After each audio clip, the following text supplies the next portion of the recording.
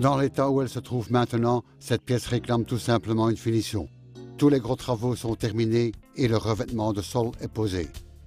Pour le reste, je suis entièrement libre de la décorer comme je le souhaite, dans le style qui me plaît. Roger ne s'attaque pas à la pièce sans réfléchir. Il sait où il peut puiser son inspiration et il détermine à l'avance quels matériaux et quelles couleurs il va combiner. Il se rend dans le magasin avec ses propres idées. Ici, il trouve toujours ce qu'il cherche. Il sait maintenant plus ou moins avec quelle couleur il va travailler et il peut comparer les couleurs concrètes dans le magasin. Peinture murale, peinture pour le bois et décoration de fenêtres. Tout doit être joliment harmonisé. Normalement, on achève une pièce de haut en bas, le plafond, les murs, le sol. Ici, le sol est déjà posé, parce que le sol de la pièce adjacente devait également être posé, et vous terminez ainsi le travail en une seule fois. Mais si vous protégez bien le sol, vous ne risquez pas de faire beaucoup de bêtises. Un premier travail consiste à placer les appuis de fenêtre. Si vous travaillez avec un mortier pré-mélangé, vous êtes certain d'une bonne adhérence. Et c'est encore facile également. Il le place de biais sous la fenêtre et tapote dessus pour qu'il soit de niveau.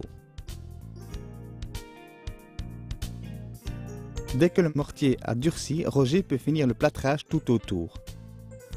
Mieux vaut utiliser un plâtre pour les grands trous et un enduit de rebouchage pour les trous plus petits. Roger utilise également un enduit de rebouchage pour les trous de vis et le raccord dans le MDF des caissons de volets roulants. Avant de peindre, vous devez laisser suffisamment de temps à votre plâtrage et à vos trous rebouchés pour sécher. Si vous ne le faites pas, la peinture se détachera avec le temps. Le plafond est déjà peint, mais pas encore les murs. Un nouveau plâtrage absorbe beaucoup de peinture et ce de façon inégale, ce qui rend un résultat égal impossible.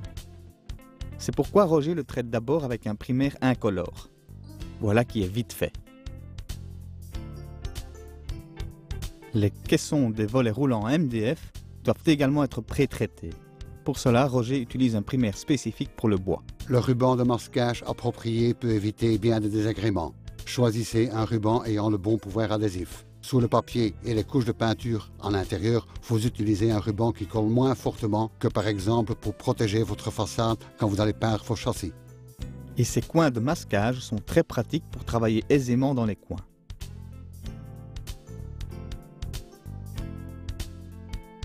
Étant donné que Roger placera encore un lambris tout à l'heure, il ne doit pas peindre tout le mur. Il ajuste son laser à la hauteur souhaitée. Il ne doit pas mesurer de cette façon, ni tirer une ligne qu'il devrait de toute façon repeindre.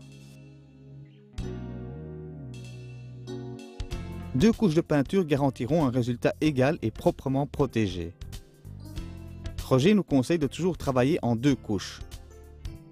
Essayez de ne pas couvrir le mur en une seule couche en utilisant plus de peinture, car ce sera décevant. D'abord la première couche, respectez le temps de séchage, et puis la seconde couche. Ce n'est pas parce qu'une couche de peinture paraît sèche au toucher que vous pouvez directement appliquer une seconde couche. Si la première couche n'a pas totalement réagi, la peinture fraîche fera se détacher cette première couche, avec toutes les conséquences que cela suppose. Moins de pouvoir couvrant, un résultat moins égal et moins durable. Maintenant, le caisson du volet roulant peut aussi être peint. Pour cela, Roger utilise une peinture laquée mate en phase aqueuse. Un petit rouleau en mousse est le meilleur outil pour appliquer une peinture de façon rapide et égale. Maintenant, Roger peut placer le lambris et c'est en fait un système très simple. Simplement visser des lattes portantes contre le mur, clouer les planchettes et finir avec la plinthe et la moulure. Le premier travail consiste donc à fixer l'appui de plinthe en dessous.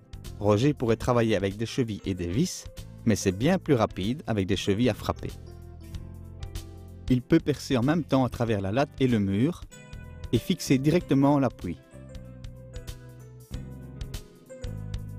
À la hauteur souhaitée, il place l'appui supérieur parallèle à l'appui de plinthe.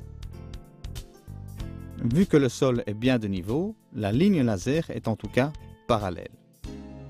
2 lattes de fixation doivent encore être insérées. Pour obtenir des intervalles identiques, Roger divise la distance totale par 3, ce qui convient ici très bien. Pour placer les planchettes, je ne commence pas par une planche complète ici contre le mur. Si vous placez un lambris, un parquet ou un plancher, le début et la fin doivent avoir la même largeur. Dans Dobit Magazine, on vous explique en détail comment calculer cela. Après quelques calculs, Roger sait donc à quelle largeur il doit scier la première planchette. Puis, les planchettes doivent encore être raccourcies à la bonne longueur. Vous choisissez à quelle hauteur réaliser le lambris. Dès que la première a la bonne longueur, Roger peut raccourcir toutes les autres planchettes de façon identique. Dans ses calculs et sa découpe, Roger a également tenu compte du joint de dilatation nécessaire entre la première planchette et le mur. Maintenant, le travail sera rapide. Dès que la première planchette est placée, le reste est un travail en série. Toutes les planchettes sont réalisées sur mesure, on peut donc les agrafer. Un taquet électrique est bien pratique, mais vous pouvez aussi travailler avec des clous ordinaires, naturellement. Et si vous trouvez qu'il est difficile de tenir en main le petit clou, insérez-les dans un bout de carton ou utilisez une fine pince, et vos doigts sont en sécurité. Dans ce cas-ci, vous avez besoin d'un chasse-clou pour enfoncer totalement le clou. Ici, Roger doit assez bien clouer, et un tel pistolet cloueur est effectivement pratique. Le travail avance vraiment vite. Jusqu'à ce qu'il parvienne en prise de courant. Les masquer tout simplement derrière serait la solution la plus simple, mais Roger choisit évidemment la meilleure solution. Il les retire et y place des mâchoires plus longues. Il ne lui reste qu'à pratiquer les évidements nécessaires dans les planchettes et de réinstaller la prise de courant.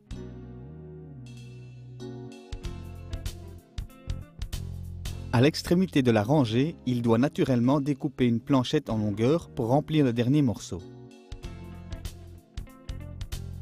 Ici, le lambris se prolongera sur l'autre mur.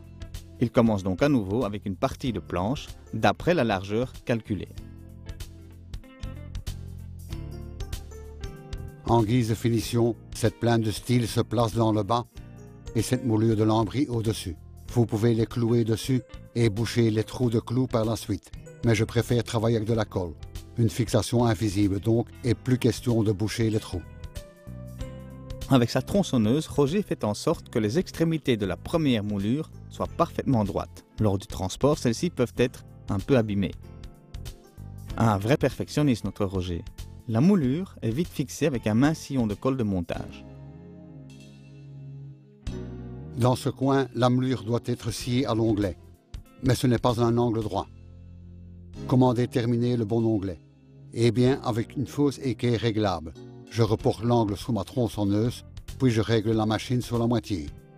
C'est aussi simple que cela. Roger a une solution pour tout. De cette manière, il a scié à l'onglet la plainte de style en dessous. Elle s'accroche sur l'appui de plainte. Un peu de colle au-dessus pour la maintenir contre les planchettes est suffisant.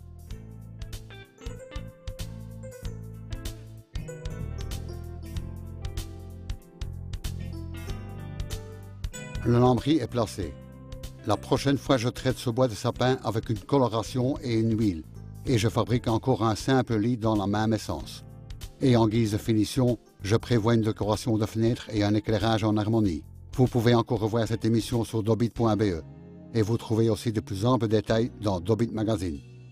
Et n'oubliez pas, ce que vous faites vous-même, vous le faites généralement mieux. À la prochaine fois.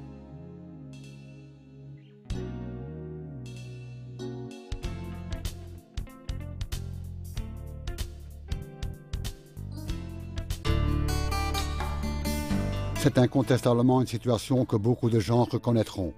Alors que vous apportez directement une belle finition sur vos planchers dans votre maison, la plaque de fondation dans votre abri de jardin ou votre garage sert de plancher pendant de longues années. Mais la surface du béton de fondation n'est pas inusable. Entre-temps, vous avez constamment beaucoup de poussière et les cailloux dans le béton sont mis en nu. Pour éviter cela, vous ne devez pas nécessairement poser un dallage. Roger montre la solution la plus simple, égaliser. En 1 heure, le sol de cet abri de jardin sera en ordre et il pourra déjà marcher dessus demain. Il a aspiré le béton et il applique le primaire nécessaire pour faire adhérer l'égalisation. Puis, il mélange la poudre dans la quantité d'eau indiquée. Il s'agit de bien mélanger mécaniquement. Maintenant, il ne lui reste qu'à verser le mélange et à le répartir avec une plâtresse. Le produit continuera de s'égaliser de lui-même. Un sol égalisé est nettement plus résistant à l'usure qu'un sol en béton, mais cependant pas encore adapté à une circulation quotidienne. Mais si vous le peignez avec un enduit pour sol, un mois après la pose, vous pouvez même circuler dessus avec la voiture. Pratique pour le garage donc. Et encore ce conseil, cette égalisation convient aussi pour les carrelages et même pour les solides planchers en bois, à condition d'utiliser ce primaire adapté.